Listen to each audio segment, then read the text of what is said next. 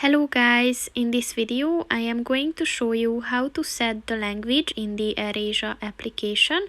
But first I just want to mention, don't forget to subscribe to my channel, because at 10,000 subscribers I am going to show you my whole YouTube revenue statistics and growth strategy, as well as how to make money online. Let's jump into it. First of all, open the application on your phone. And then click on the account button at the bottom of the page on the right. And then scroll down until you see the settings section and just click on that.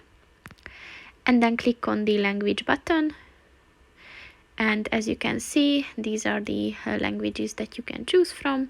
So I'm going to stick with English, but you can set it to any other. And once there's a green tick next to it, it means that the language is set. So that's pretty much it for this video, guys. See you in the next one. Goodbye.